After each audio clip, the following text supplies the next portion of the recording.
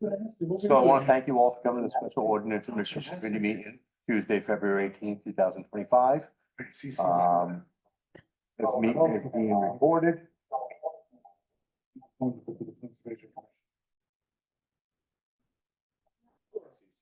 Or I would like more people I know. That's basically yeah, it's based on foot actually, my foot, my brain. And it's ever so slightly technically. Should be good. Yes. It actually. We have the. And as soon as it's been like it's an ice skating rink. All right, again, thank you everybody for coming here tonight. The meeting is being recorded and we will be asked a question.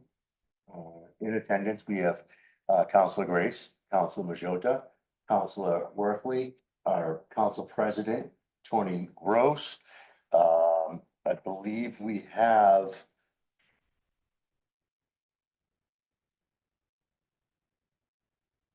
that's what we have right now. So without further ado, we're going to move on to number one, boards, committees, and commissions. And first up, and I'd be lying if I wasn't telling you that I wasn't very happy about this, but Alexander Grace for the Committee for the Arts. And I couldn't recommend a better person for this. Alexander, if you could just tell us a little bit about yourself.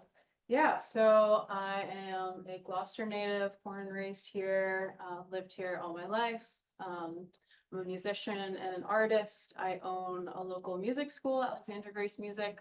I teach about 100 of our city's youth, all the way from 5-year-olds. And then I also have a bunch of adult students in music and recording, songwriting, singing. I'm very involved with all the musicians of the area, a lot of the visual artists of the area. I kind of dabble in everything. I graduated from Berklee College of Music in 2020. Thank you. Yeah, thanks. We're gonna start with council questions. And we'll start with her mom. She can't vote, but she can. To say that I'm proud of you would be an understatement. You know, you've been volunteering your time and talents to this community since you were 12 years old. You know, in various and sundry different things with the city, with your singing and what you have done with the youth in this community is extraordinary. Not only are you you're a teacher, but you're a mentor as well. And the example that you set for them is extraordinary.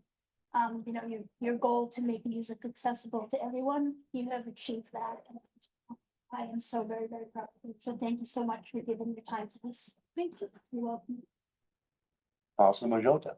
Can't top mom. But it's always great to have you know, anyone from the city, you know, join a committee, but also I think the younger people, it's always nice. It's just to get the perspective, and it's just continuously what we're trying to do is always, you know, as great as the city is, we're always trying to improve it, and having the younger generation a different point of view is always great to have me. So you definitely have my support. And I've seen you've seen your work and I've heard you sing, so you're amazing. So, Thank you. thanks. Alexander, for me, this is simple and almost like I'm happy you're doing this. I beg you to do this. I first started seeing you when I got on the city council. It's almost 10 years. You've been performing at city things, whether it be for Veterans Day or Memorial Day or at City Hall for inaugurations. I've seen you in the community, Magnolia. I remember being at Ask Council with Jason Grow and you guys performing, and some of the talent that you have out there with these young children singing and putting themselves out there for the enjoyment of the public. It's unbelievable. They wouldn't have that voice without you. And aside from being on this board, I can't thank you enough for doing what you do for the community. So for me, this is an easy one. With that being said, I asked Councilman Majota to read the motion. Oh, you have it. Sorry about that. Committee recommendation, move to recommend that the city council appoint Alexandra Grace to the Committee for the Arts, term ending 2/16/26, and I so move. Second, All right, so all in favor? Aye. Aye. And that's 2 in favor, 1 that can't. So thank you very much, Alexandra. And obviously, next Tuesday, we have a full council for you to come again. Great. And by all means, bring a music guest. Break out in song in the middle of the meeting. I think you have to, or else. And you're welcome to stay too. You go get sworn in. Cool. Thank you so much. Thank you. Thank you. Have a Excited great to night. Nice to meet you. So next up on the Gloucester Cultural Council, we have Rodney Christie. Rodney, I got a chance to talk to you a little bit before the meeting, but if you could just tell us a little bit of yourself, where you're from and how you want to deal with this. Of course. Oh, I've been living in Gloucester since 2010. I graduated from Johnson Wales and came up here to work in the restaurant industry. I live right now currently in East Gloucester on Main Street. It's really nice over there. Really doing East Main Street, excuse me. I really do enjoy it. It's really nice to be at a town that's very picturesque. I fell in love with this town since I was a kid and enjoyed coming up here ever since. And then being a resident since 2010 has grown to enjoy this place more and more and what this town has to offer. And I'd love to offer my own services to this town. Really appreciate that. We'll start off with Council Majota. Do you have any questions or comments? Just, I'm a fellow Wildcat myself, Yes. JWU alum. Nice. So thank you for stepping up. And there's a lot of emphasis, some people say, oh, you know, the born and raised part, which is, you know, it's great to have that, but also have someone who's not necessarily born here, you from 20, you said 2010. Yes. And it's great that you want to be involved, whether you're born and raised here or you're day one in Gloucester. Mhm. You choose to live here, you're a resident. Yeah, and it's great to have people who want to get involved in the community. So thank you for that. Oh, my pleasure. I love having a problem where I have to pick which beach I want to go to today. Yes. And we all can't wait for beach season. No. Councilor Grace. Yeah, I heard a lot of what you were saying earlier before the meeting, and to bring, the vitality back to Rocky Neck as a goal, I think is Yes. wonderful.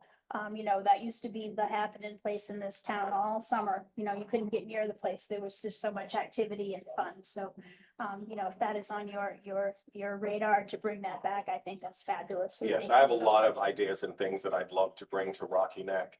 Like, for example, if we can close down Main Street and do a bazaar there, since East Gloucester and Rocky Neck, why can't we close that off and do a drink, shop, eat local and just support all local businesses and be able to have a day of family and celebration on a Sunday during the summer and have everyone come down to Rocky Neck and bring attention back to it.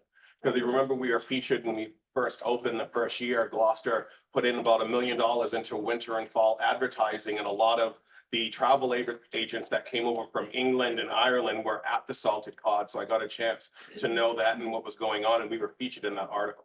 So I'd love to see Rocky Neck as a destination for all year round. Yeah. The artists who definitely do deserve it.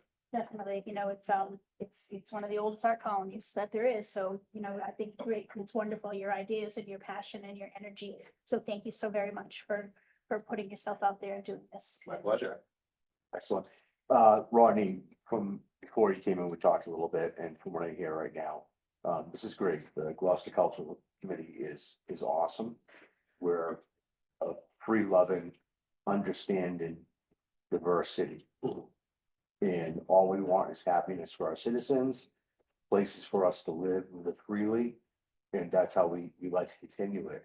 And a Rocky Neck block party, that sounds awesome. And Like I've been talking to residents on Rocky Neck about it, like, so to tell you how the day would go. I have friends who are yoga and instructors who do yoga in the morning, do face painting, bouncy houses thing to attract kids and family throughout the morning. Afternoon, have someone play a saxophone so it just fills the air with music. And then at night, bring a reggae band in it so we get that little itch back of a reggae Sunday on a Sunday.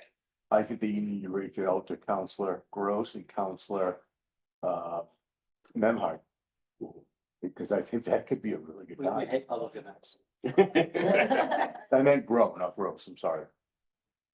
But My mother had a shop on it. she did, that's right. Over the running? Yeah, and just getting to know all the artists in the Rocky Neck community and just helping them out during the winter with sales and things, it gave me a chance to really learn about art. I'm excited to keep learning. No, that would be a fun time. I look forward to that. And that being said, I'll ask Councilor Grace to read a motion that she can vote on. Oh, nice. Committee recommendation, move to recommend that the city council appoint Rodney Christie to the Gloucester Cultural Council, term to end on 2/16/28, and I so move. Second. All in favor? Aye. Aye. Aye, excellent. So Rodney, Lines is outside and he'll see you on the 25th. Next Tuesday, Yes, yes. and we'll get you through the full council. If they approve, I'm sure they will. All So right, Thank you very much, guys. Have a Thanks, great day. my pleasure. You should down there, or you want to stick around and give it a ride? Hmm? Want to ride? I'm seeing it's hooked up there. See you, thank you. Next up, we have open space, Tom Vasiri, but this is gonna be continued to March 3rd. He is unable to be here tonight. So then we have for the Shellfish Advisory Commission, we have Peter Batier. Peter, Nothing, no raised hand on the, He's good. how do I pull him in? line. I don't know. Peter's on. His hand.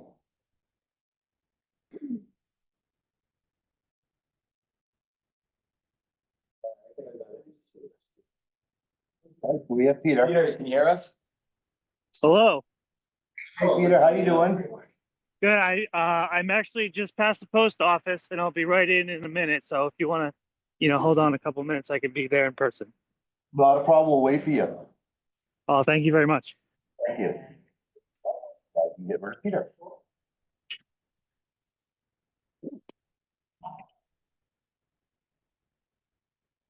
Matt, how you doing tonight? Fine.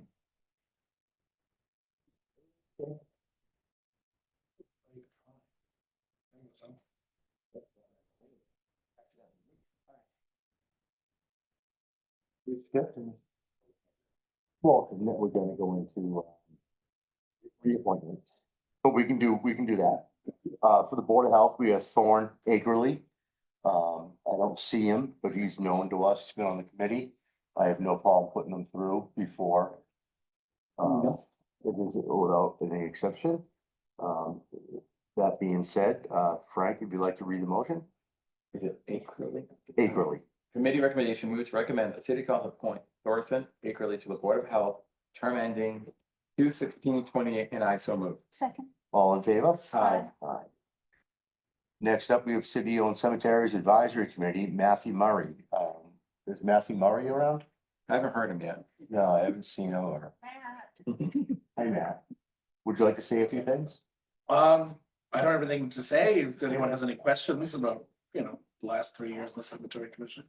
No, but I think we can give you some accolades.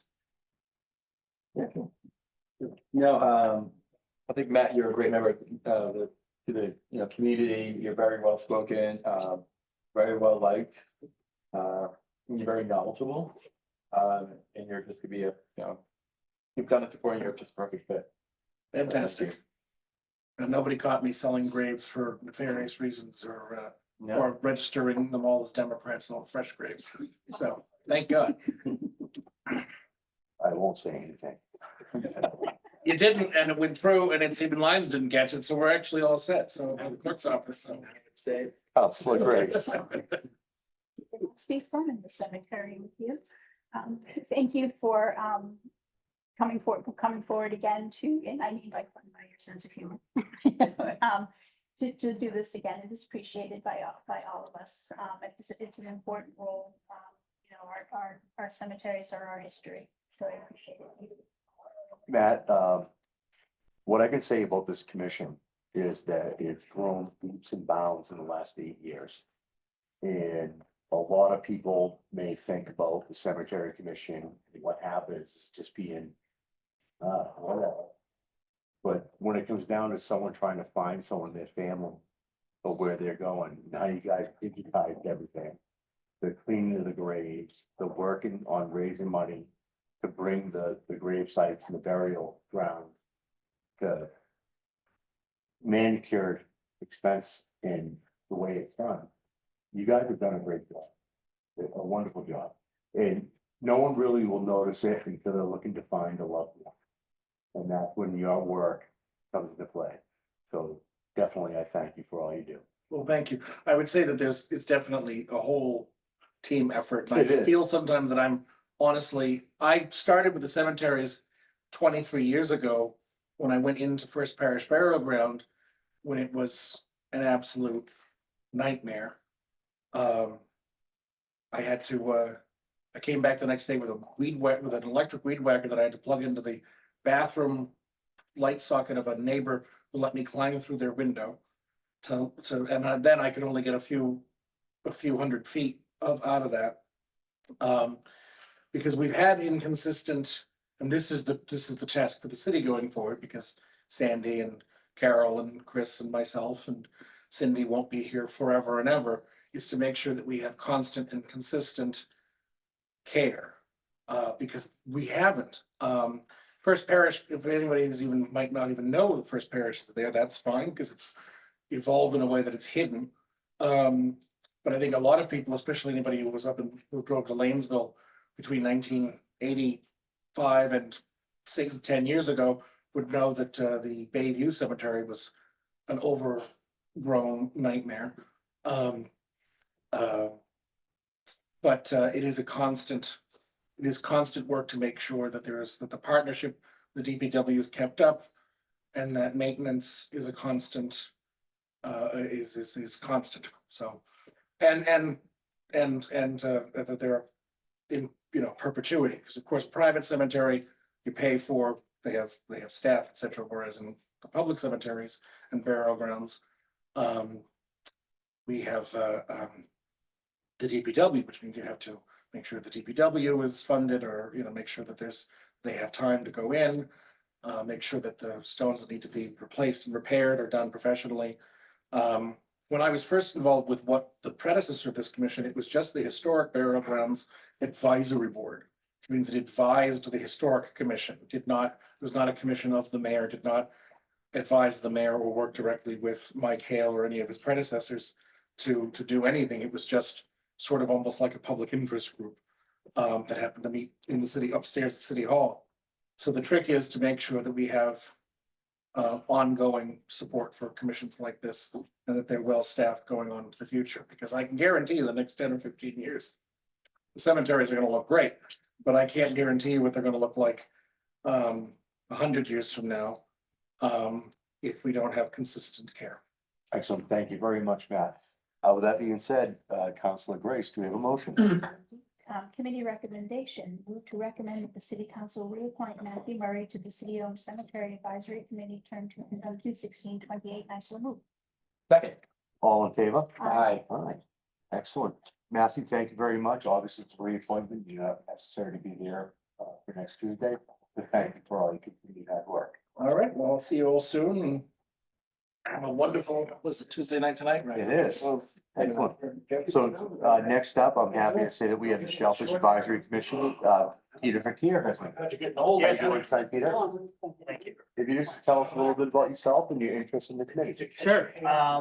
I've been an attorney. I work in Boston. I just actually got off the train. That's where I was working here. I practice environmental and land use law. So I've been serving on the Conservation Commission for, I think, 2 years now, since July of 23, so maybe 1. And I was asked to fill this open position on the Shellfish Commission, as there's supposed to be one standing member from the Conservation Commission. Exactly. Yeah, really don't know, have any knowledge or experience with shellfish, but it's something that interests me or intrigues me. And something I'm, looking to dig into and see if I can, learn a little bit more and help out and serve. Excellent. Thank you, Peter. Councilor Grace, do you have any questions or comments? I have no doubt that with your educational background, you have no difficulty learning about shellfish, and I think the whole conservation thing really it ties into it beautifully. And I'm grateful as the city for stepping up and wanting to do that more in free communities. Thank you. Councilor Majota. Exactly what she says. Thank you so much. Taking, to do these commissions, committees, you're volunteering.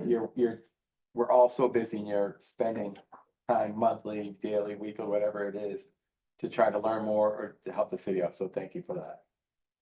Excellent, thank you, Councilman Majota. So Peter, there's actually a lot of ties between conservation and shellfish. Uh, Shellfish actually are huge in cleaning our waterbeds in isolated mud areas. There's, oysters are very productive in dealing with bacteria, diseases, and also the, the mess that's going on. And we're experimenting with that. And the reason why the Conservation Commission is involved is just for that fact. So you're a smart person. I've seen you evolve over the last couple of years and watch the meetings. And what you'll learn from the shellfish administration, how they work, is probably gonna intrigue you.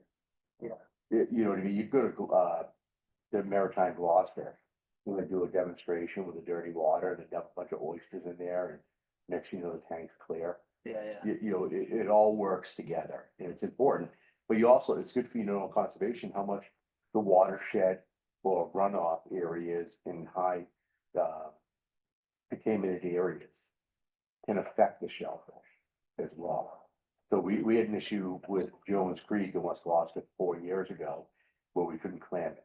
And they were looking for septic levels, they were, testing and doing everything. And it turned out being a person that was dumping their chicken feces into the water. And that simple thing closed the flats for 2 years. So there's so much that works together that people need to understand about the environment and how it works. And I think you're gonna be a perfect fit for this. Oh, thank you. Not a problem. With that being said, do we have a motion? Committee recommendation, move to recommend City Council appoint Peter Bertier to the Shellfish Advisory Commission, term ending 2/16/28, and I so move. Second. All in favor? Aye. Aye. The ayes have it. Peter, you're well known to our committee. If you can't make it next Tuesday night, don't worry about it. Okay. You're an existing member on the board, so we're not gonna treat this as a reappointment or as a new appointment. It'll be more of a reappointment. Okay, If you wanna come, that's great, but I look forward to seeing what you can do to help them out. great. Thank you very much. Excellent. Thank you very much, Peter.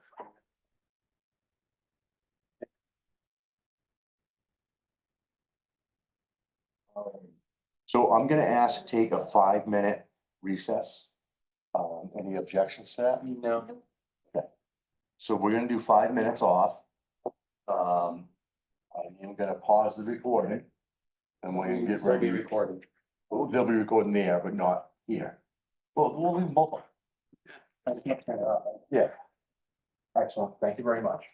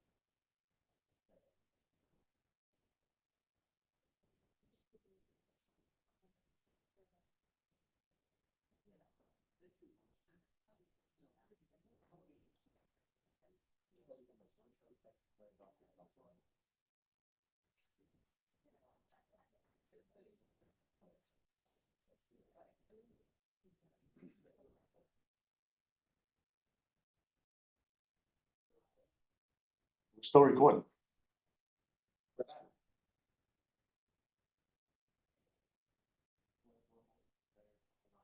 I just want to know that on number 5, anybody that's here for the voting times?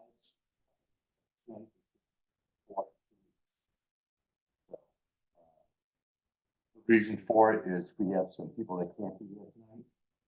On that, then one of them is the DPW director. Right now, we're moving snow, we're talking about that.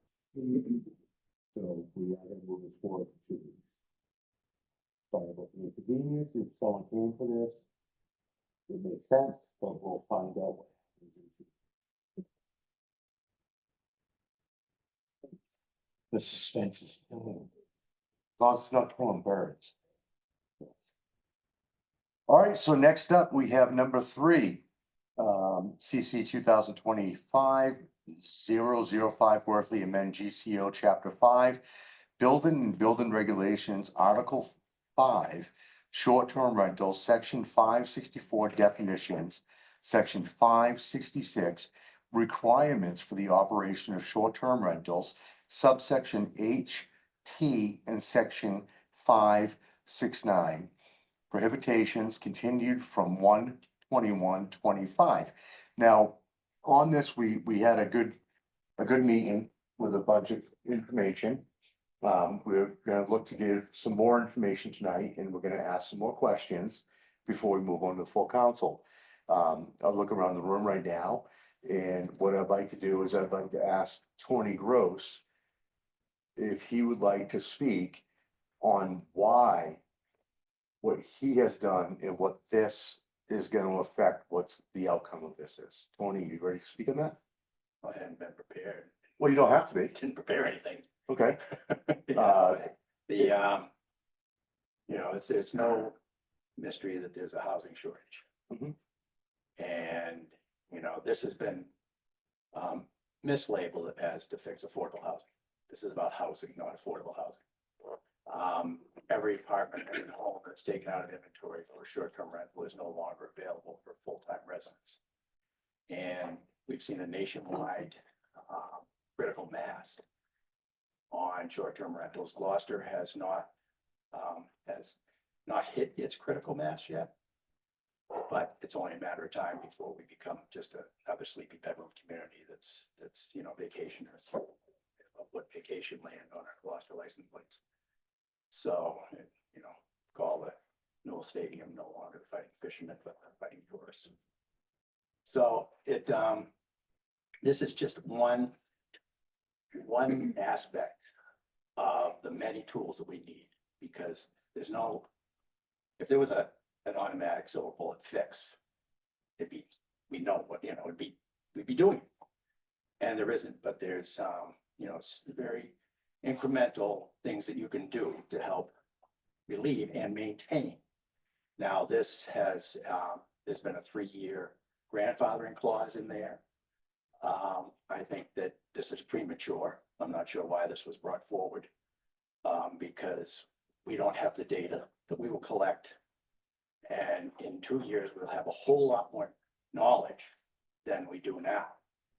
So I just believe that this is way too premature. No one who's in business today is being affected by this. As much as we've been being, told in emails that this is the ruination, but nobody who's in business today is being affected by this. So I think if we just let this be enacted as we voted unanimously, to move forward with this and see what happens and look at it down the future. All right, excellent. And I do want to say that at this point, we do have a quorum with the council. And I feel as though that we can only ask questions. I don't want to hear testimony when we have a full quorum. So if any councils on the committee has any other questions to ask before we decide on what we're going to do going forward, they can ask them now, but ask cautiously. Could my questions be directed towards Councilor Wardley? It could be. It could be because okay. He's the. And Tony Yes. as well? Okay. So with Tony, and now I'll go to Jeff. with the 3-year window that people have for the short-term rentals. And again, nothing, again, any ordinance, anything that we make, any council could change anything. Correct. So pretty much what you're saying is that you wanna, whoever is doing an Airbnb or short-term rental, sorry, Airbnb is the company, but short-term rental. The data that we collect within the 3 years, starting from the data starts to 2 years from now. Once we have that data, we can make changes. If I'm on the council, or whoever's on the council, can make changes to either make more days or whatever they want to do. Absolutely. And this, so I guess it's really more, so you're just trying to collect data to see who is registered for short-term rental. And changes can be made 2 years from now, and no one who's running a short-term rental from now to 2 years will be affected pretty much based on this ordinance. 3 years, but I'm saying, yes, 3 years, but I'm saying 2 years, we'll have 2 years of data, and then a year to sort of make changes from there, but 3 years. Am I interpreting that The correctly? data that's in the ordinance is, how many days, what type of short-term rental you are, whether you're a shared rental, a owner occupied, or a non-owner occupied residence.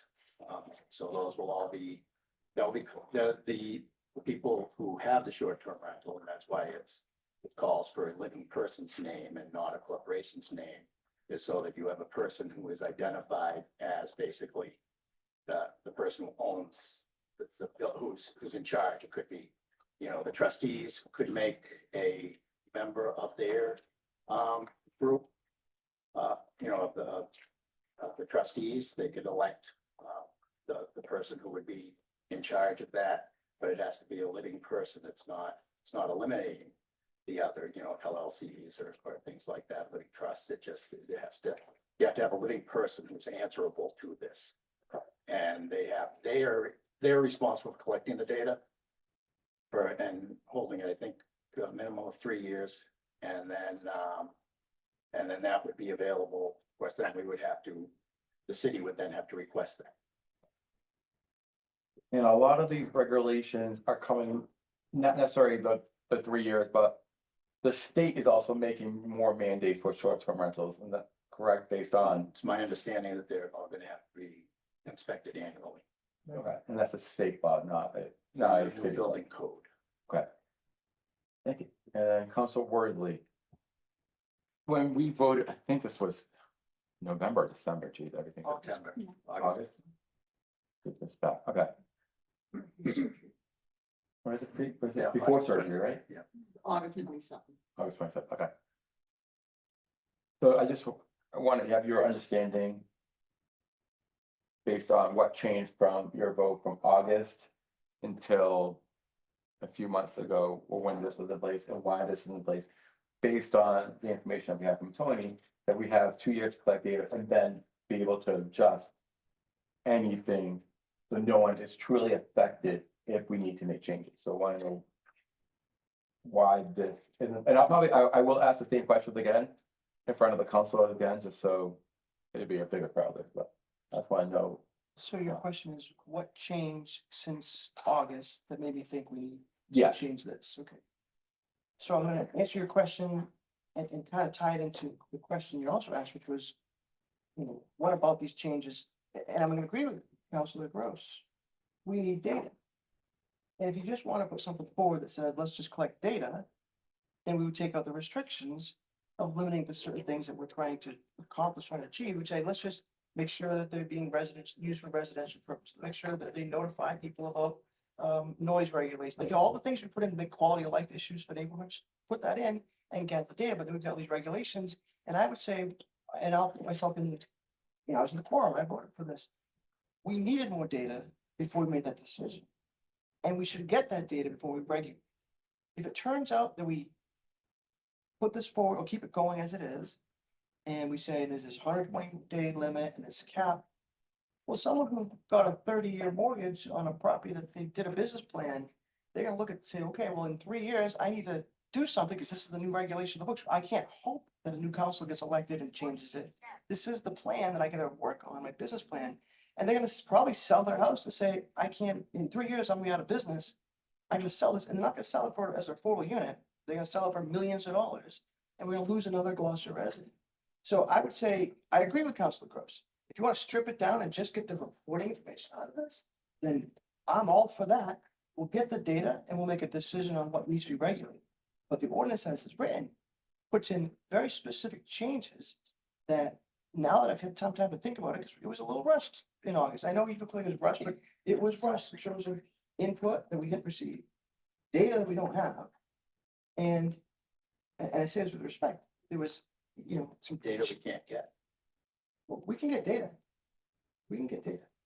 Well- Without saying you're restricted to these days, but, we were under a little bit of pressure. I think Councilor Nolan wasn't at that meeting, right? You had family situation come up. I know you had surgery maybe the next week or so. We want to get this done. And I would say we should pause and get the data without putting forth basically a mission statement. We are going to regulate this and cut this industry in this way without actually taking into all the considerations. I respectfully put in a series of questions, so that if I can get a chance to ask questions, I put them all in formal questions, so they don't have to worry about testimony, but at some point I wouldn't mind asking some questions too. If I could. I just have one last one. There'll be more after, you two ask questions. I guess my only correction with you is, if that person who bought a house in Gloucester had a business plan and wanted to sell their house in 3 years, you said we'll lose a Gloucester resident, But they're gonna But have that- to sell it. but then we're potentially, but we would not necessarily lose a Gloucester resident because that person would buy the house and become a Gloucester resident. Oh, no question. Okay, that's all. Yeah, we're not saying it's gonna be vacant. Right, Right. I get that's it. it. Okay, I'm saying we represent people who are here now. Right. So that's. Counselor Grace, do you have any Yeah, questions? I just wanted, just for clarification purposes, the 120-day limitations, does that apply to new permitting or existing permitting? All permitting, it does not apply to existing for 3 years. For 3 Any years? So- new, it would apply to. So the people So that the are, people who are gonna buy will know upfront, which is all the more reason to have these provisions in place. Now, no harm is happening to anyone for 3 years. so anybody that's sitting in this room now that currently has a short. If they're registered with the state, If you're registered, then that 120-day maximum does not apply to you Right. until the 3-year period unless we go and or whomever rewrites the ordinance, Right. correct? and also, sorry, you mind? Yeah. Yeah, there's if you do a It's only- 30-day it's only- rental, it's only non-owner occupied, that it's second home. If it's a vacation home and the family uses it for 6 weeks that summer, then that opens them up to so much more. I mean, and there's no limitation on 31 days or more. Long-term rental, there is no limitation on being able to rent it. if you rent for 31 days, you have 31 days plus the 120 days. Yeah. You keep Well, doing yeah, I mean. a monthly rental. We do monthly rentals, and that's what happens with people who are having their homes renovated. They're not a short-term rental. They can never afford to be a short-term rental. They're striking a deal. Everybody I know who's had any renovations never go to a short-term rental. They strike a deal and get a month or 6 months. All right, so Okay, I don't understand. hold on a We second, get a month. Counselor Worthley. Sorry, I'll ask you a second. I have a question for Tony. On the 31 days, I did read an article, another city, so a few cities have done it, where it's monthly, because some months don't have 31 days. State law says 30 days and less are a short-term rental. So we can't be less, we have to either, we By, have by to. state law, though I've seen that in other communities too, but they're in violation of state law. So that's one thing that I just wanted to bring up, that I. Not that there's gonna be. Obviously, February is a month where a lot of people want to travel and come and do different things, but 31 days is not 28, the month of February is 28, if on a week year. So, all right, thank you. Counselor Majota, do you have any other questions? 30 days or less. I do have some potential amendments that I'm thinking about. I'm still processing, but I will bring that up to full council. I think that's just the more appropriate time. I think, I'm gonna use this time to ask questions and get more information from Tony and Jeff. And then, in front of the full council, I will dig deeper, I think I'm gonna say, or make more, make more.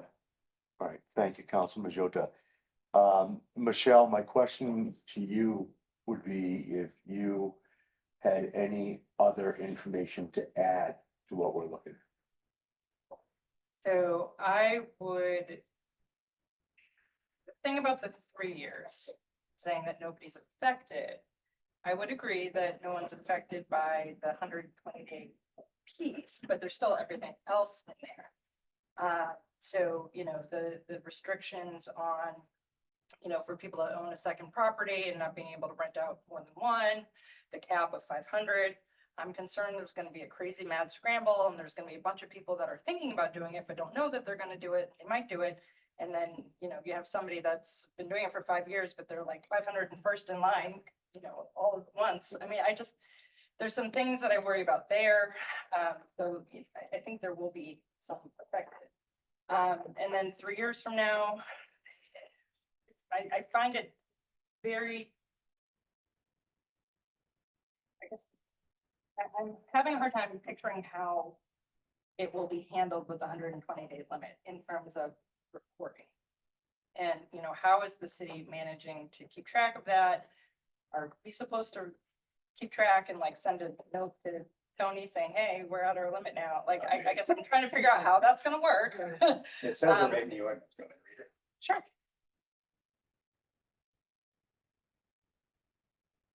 There's records demonstrating the number of months that the operator has resided in or will reside in a residential unit, if applicable. The records demonstrating the number of guests, the number of days per year the residential unit is offered as short-term rental. The operator will retain those records for 3 years. Yeah, we it's retain on- them now. It's but- on request. Yeah, but Okay. you were, So you might spot but check you or are- ask for those records. That yes, was what, okay. yes, and the 500 cap is strictly for non-owner occupied. Not for owner occupied or shared rent. Right. And we have 504 total right now in Gloucester of all registered with the state. As of last week. Do we have any other questions from the council? And that, Councilor Grace? as far as the permitting, anybody that has one now should already be permitted, correct? So that is Not by the city. Yeah, but you According can't to get this, permitted. it's I keep separate. trying to get a permit and they're not open yet. I understand this was pushed to April, April, but I don't yes. know if it will be beyond that. So I mean, that's what I'm. They're- bringing They're up holding permitting off is the now cities. until this situation gets, IT is holding off on it. Tony, do you know whether legal counsel has reviewed these changes? Or I have no idea what the legal counsel has reviewed this Council Worthley's council order. If legal has looked at it, and if we could we have legal at the city council meeting? I think this is one of the things that I see everyone, more questions that come up with the full council, so if we can get legal to. Yeah, I don't get to tell the legal department whether they can come on, we can ask. We can, if we can ask legal to be there, I'll we can make put a requests. request into legal. Thank you. I think that would be very helpful to have legal there. Hey, what's your question about whether this has been run by legal? It hasn't. But what we approved was run by legal, so taking out something we approved wouldn't be illegal. Right, it didn't exist, we went through legal, it got put in, taking something out would now be illegal. Councilor Grace? Yeah, I have several ideas and things that I would like to put forth, but again, it's something I will do before the full council, I think that the cap of 500 is, I think it's pretty generous. At some point in time, we need to, there has to be an end to what is allowed for short-term rentals. Otherwise, the more we are discovered, the more property is going to be taken up. And is it affordable property? Probably not. But does it open up homes for people? Sure. All right, excellent. So, A suggestion, not a question, just a suggestion, that you refer this to Suzanne for review before the next city council meeting, so she has time to look at it. right. And that's what I am gonna do right now. Okay. Am I allowed to ask the questions? No, you can't go ahead, because then he just did. So he gave a perspective I didn't have a Right. question. on which I was going at. Okay, but just a couple of questions that I think we should all be thinking. So what problem are we trying to solve? What problem are we actually solving? At what cost? What problem are we creating? We just heard, I think it was Rodney, who was here talking about. Excuse me? We're just talking to. Talking to Tony Long, asking a question. Okay, well, I heard it, so it's not that quiet. We just heard from Rodney talking about the $1 million investment the city made to add to the fall and winter characteristics of drawing people here in those months. If we limit this to 120 days, aren't we undoing the real diversification of the visitor economy by saying we needed the, I mean, it's gonna be likely the best 120 days.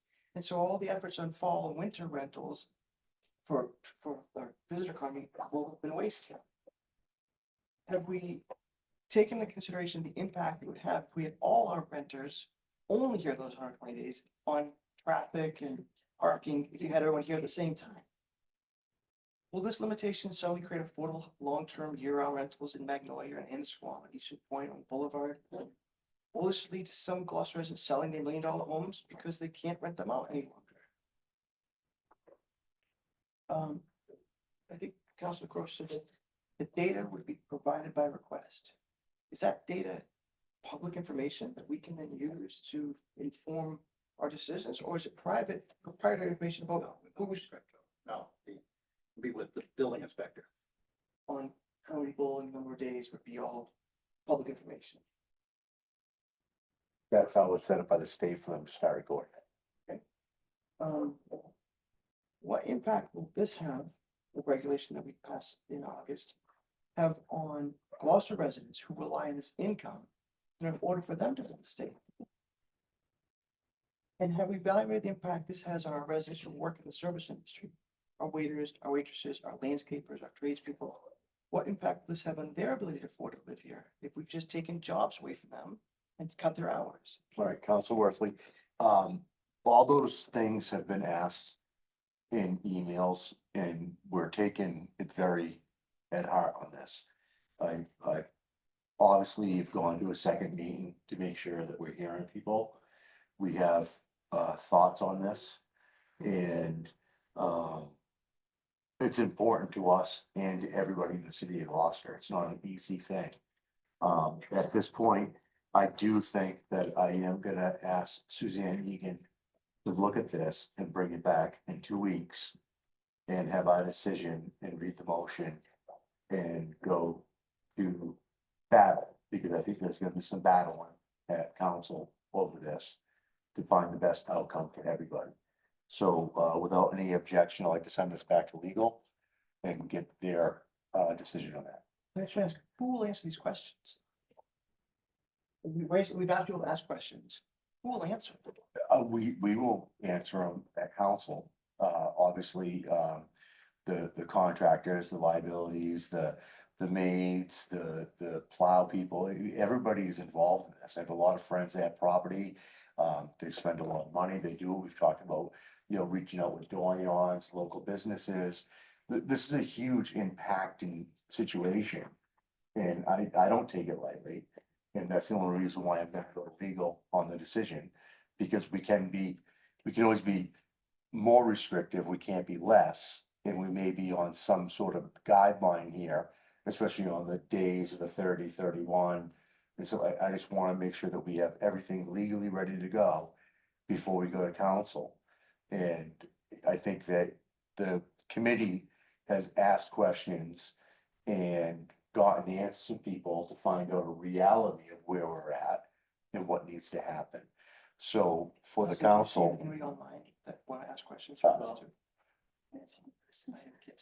Yeah, if they're not here to ask questions, we're here to ask them questions. Sure. I'll ask one. You can ask one more question. I have a question for those of you in attendance that have short-term rentals, just I know you can't give me a specific figure, but just a ballpark of how often do you rent out in the middle of the winter? I have people coming in March. Okay.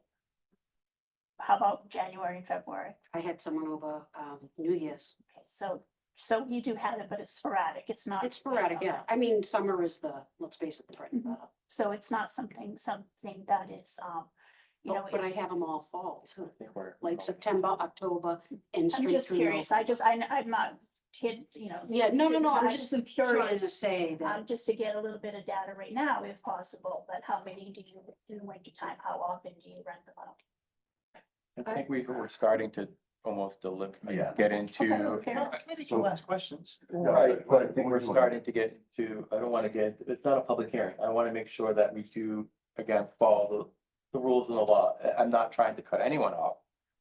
But I wanna make sure that we follow the rules, that we. I've never. Do heard of every- a rule that we can't ask questions, so.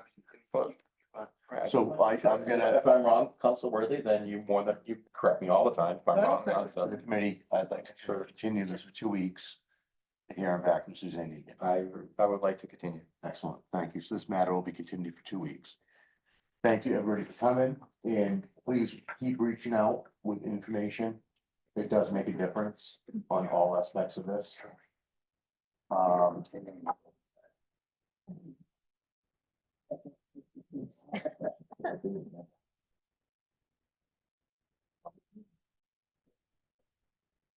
We'll talk about that.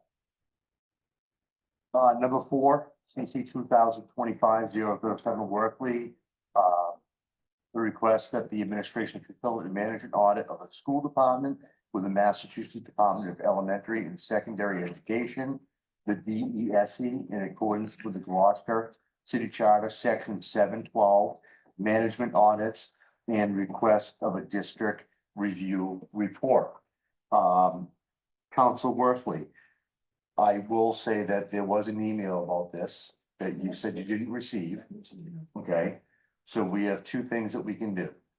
I can't show you the email because I don't really know how to dig through my laptop. We can continue this until you can see that. Basically stated that Ben Loomis says that we have no control over what the DESE does or mandates for a audit. It is on the agenda again with BNF, but that's more waiting for an action than anything else. We decided not to take any Right, action yeah. because Yeah. there isn't anything before us. Right, so if you want to put this out for 2 weeks to see what's going on, so you can see that email and you can respond to it through Ben, because I don't have any answers for you. Yeah, that's okay, so, thank you, firstly. The reference to DESE was provided to me from our auditor, Kenny Costa. Mhm. Because the last time we did an audit in 2005, the reference was to the Department of Revenue. And he said the Department of Revenue doesn't do audits any longer, it'd be DESE that does that. And they do a regular report. That part isn't critical to moving Right, forward. you wouldn't have done, the 2005 wouldn't have been revenue either, because it's a management audit. Right. It's not a financial one, so it's not, Right, it referenced DOR in the order. yeah, it didn't go to any state. Right, but it referenced DOR in the order, so he said we should reference DESE, but that's not the critical piece, I think as Tony said, is me getting the email that Ben sent to you, Ben Lemon sent to you, doesn't change the city council as a jurisdiction and the authority and the requirement to have all the audits. So I'm happy to move forward and get the information about that. Okay, did you guys get that email? Stating that it wasn't something that, it's not in our purview to ask them to do it. I haven't seen it, so I can't comment, but I don't know that I need to hold this up to read an email from Ben Lemon that. Like, says that I can't do it. why don't we read it? Just And, take that part out. and then, well, we'll just read it. Okay. And then it'll go to council and we'll find out what's going on, but it was pretty clear that they don't, they do not respond to us for this, Okay. So it's still the So- management audit part, is Right. still the key. which is fine. We'll spend less time just doing this. I believe Councilor Grace, this one is yours. Move to recommend that the city council request the administration to facilitate a management audit of the school department with the Massachusetts Department of Elementary and Secondary Education in accordance with the Gloucester City Charter, Section 7-12, management audits and request a district review report. And I so moved. Excellent. Is there any questions or comments to this? Hearing none, we'll have a vote. All in favor? Present. Present. I would like more information on, I just need more, I'm sorry, so I'm gonna vote present. Right, that's 3 presidents, so that doesn't go forward. Where does the information you get come from? If it doesn't come at the committee level, Right. everyone's voting president because they need more information. This is the place you get the Well, information. I'm talking about the email, so if you wanna postpone it for 2 weeks, cause I just, My reasoning is, we have an email that we got as a committee. Okay, I haven't seen it. All right, which I sent to you today that I'll send The to city you. clerk hasn't seen it either, so it's not even on the record with the city clerk's office. So, but, We don't do our job auditing departments because we got an email that we don't know about. it's. I think that by using the way that we're gonna audit it is different. You know what? I vote aye. All right, But then it's gonna go to council, but it'll go there as a, 1, 2 presidents. yeah. Okay. But I just think that we're chasing something that is not gonna happen. The state's not gonna give us any money for an audit. We're gonna have to find money for an audit, which if there is an issue, then it's worth it. But then again, there's a chance of not having a problem. You could just So- amend it to take DESE out of the conversation. That's what I was recommended by Kenny, so we can Right, take it out. but if we take the DSE out of it, okay, we do have the email. Do you wanna read it? It says, Greg, this is what I've learned from Robert Helpdala, who is the director of the district and school accountability. 1, the district reviews do not happen on a specific cycle or schedule. 2, DESC does not take requests for doing district reviews from elected officials or city officials. 3, they also don't do a district review at the same time as they are doing a tiered focus monitoring review or when the district is going through an accreditation cycle with the New England Association of Schools and Colleges. 4, we are scheduled a tiered focus monitoring review next year. During the process, DESE will evaluate the district in these areas: license and professional development, parent, student, community engagement, facilities and classroom observation, oversight, time and learning, equal access. Because of the tiered focus monitoring review, DESE will not do a district review of Gloucester next year.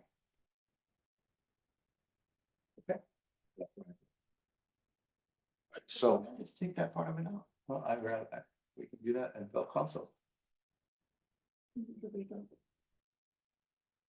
all right.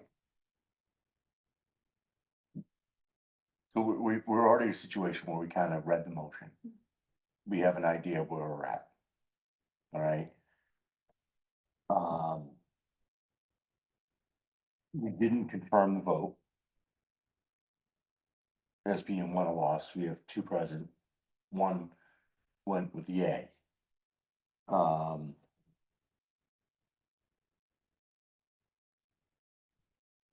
Sean, just to interrupt, I think 2 presidents and an aye is still a fail. Yeah, You need 2 And if I ayes- vote, You need 2 ayes to move forward. Why, you can go forward with a negative. Yeah, you can move forward with negative recommendation. Negative recommendation. yeah, so it's going to council. we're gonna move forward as a vote with a negative recommendation. And see what happens. And that's how that's gonna be. Thank you. Next up And a neutral. is CC 2025-010, where we amend GCO chapter 14. Offenses and miscellaneous provisions, Article 1, in a general by adding new section 1418, use of rodicides and second generation anticoagulant rodicides in SGRs on public property. This has been moved for 2 weeks out. So now we have number 6, CC 2025-011, Benson City Council vote to accept general law, chapter 59, section 5, clause 22J. Nancy Pathos, could you give us a little bit of things? I'm gonna step it forward, you know. You can come wherever you want, don't worry about it. So we had a 2 weeks meeting, will be Monday. with Counselor Send Benson. me an email. We had a meeting with Counselor Benson, the mayor, Chiaverini, and Carmen Corporal, to discuss this local option. This came forward from the HEROES Act. There were two new property tax exemption clauses available for veterans exemptions, 22I and 22J. And Councilor Benson is putting forward 22J, which basically is providing municipalities with the ability to increase or provide an additional exemption to veterans up to 100%. And that's for various clauses. There's several veterans clauses that we already have, and we have applicants in those clauses. So the applicants that we have in the clauses, just to give you an idea, 22 small a through F, that's a $400 benefit. And we have 123 last year that applied and received that benefit. 22C is $1,500 annually. And in 24, there was only one of those that was granted. 22E is 1,000 on an annual basis. And in 24, there was 43.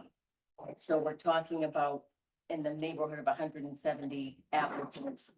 And the benefit ranges from 400, which is the bulk of those exemptions that we granted, up to 1,500, depending on the clause.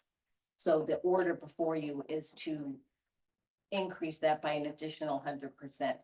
So the 400 would go to 800, 1,500 to 3,000, the 1,000 to 2,000. One thing to note is that there's no additional reimbursement for from the state for the additional exemptions that are granted. We receive reimbursement now for what we have for veterans exemptions. It's not 100% of everything, but it's a good portion of what we already grant.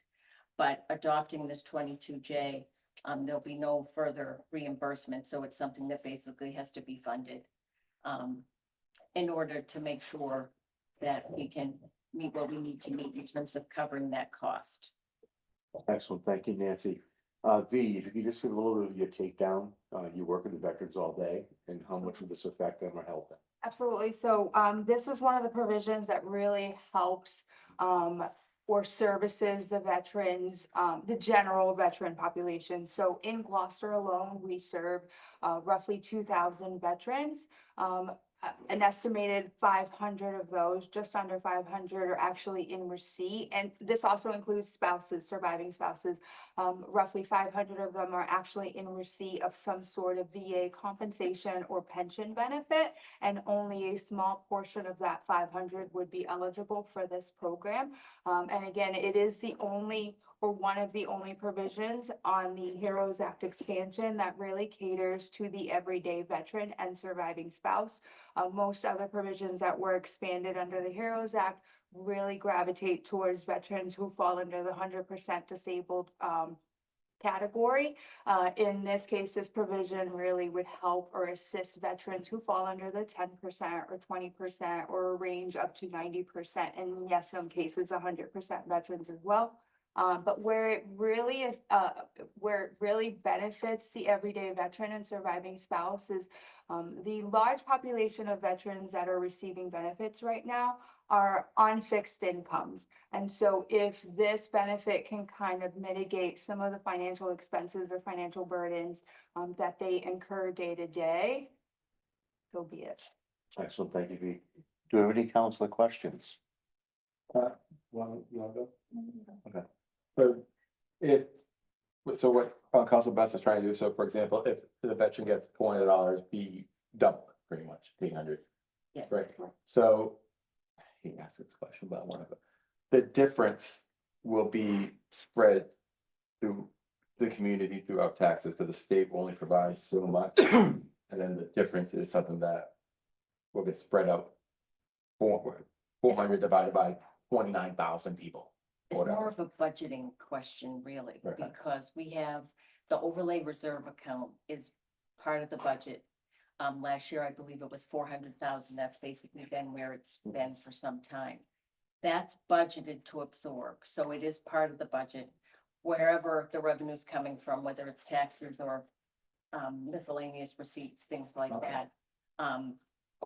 So we did talk a little bit about the implications, because it's looking like if I took exactly what we had for exemptions last year, and that's not a static figure, it could change a little. We could get more people. We could have some people fall off and not receive the exemption, it's about 90,200. That would be the financial impact. And at our meeting, we did discuss some of this in terms of what's more of an administration and CFO question. I was under the impression that the matter would be referred to B&F. I don't know if anyone's spoken with Councilman Benson about that, but or what the plan was tonight. But Connor McCorkle did discuss some of the ways that hopefully we could be able to afford to do it, basically. Is it financially feasible? Council Grace? Yeah, I mean, that's the number one thing is how do we pay for it, you know, but if there is an account that is set up for that and is there a surplus in that currently that could absorb more? The way that it's, I would probably be recommending a slight increase in that. So there would have to be an offset somewhere. Just because we did increase the 41C, which is the senior exemption last year. That was about a $40,000 variance from what we had the year before, which ate up some of the surplus that we typically have. I did a lot of averages pretty much, and considering everything, because it's all the exemptions and any abatements come from that account as well. So like if there's any property tax abatement applications in terms of people contesting their value, or any appellate tax board cases which stem from those, that account is for the exemptions and the abatements. I still think we would need to probably increase it a little bit, not necessarily the 90,000. I was recommending 50,000 on that end. Right. That 50,000 is gonna have to come from the budget. And right now we're working with it here. It's $90,000. It's a lot of money, but it's also becoming tougher and tougher for people to live, especially veterans. We've asked so much of them. And I really have a hard time saying no to anybody that served our country if we can help them out and we can afford it. And I certainly don't mind spending some more money, putting some more money out, but then again, getting other people to do the same thing. But I think with the money that we have here, I'm gonna support this tonight, and then I'm gonna try to find a way of getting some more money into that account, but I'm gonna support the motion in front of us. Will this have to go to budget and finance regardless, or? It's weird how this is set up. I don't think it goes to budget and finance. I think this is how it goes as a. It's an ordinance. so It's I an don't know why ordinance. it's even here. Is it an ordinance? It is, it's an adoption. Oh, then yeah. Yeah, this is where it Yeah, goes. Go to B and F when the budget time comes. So, with that being said, Counselor It's not in like. Majota, Number 6. 6. Committee recommendation, move to recommend the city council vote to accept general law, chapter 59, section 5, clause 22J, which will authorize an annual increase in the amount of the exemption granted under general law, chapter 59, section 5, clause 22, clause 22A, clause 22B, clause 22C, clause 22E, and clause 22F by 100% of the personal exemption amount, subject to the additions in clause 22J, to be effective for applicable exemptions granted for any fiscal year beginning on or after July 1st, 2025. And I so move.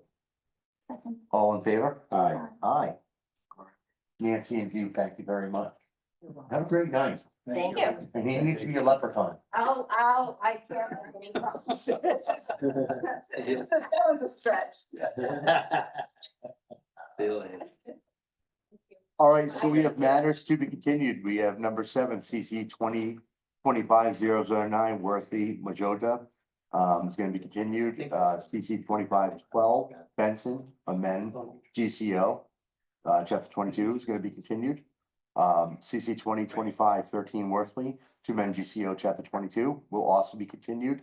Number 10, CC 2025 -15, Worthley, is also going to be continued, and I believe you have a meeting on Monday, the 24th, Correct, 6 PM. 6 PM at the St. Peter's Club. All right, with that being said, I'd like to entertain a motion to adjourn. All in favor? Aye. Aye. Thank you very much.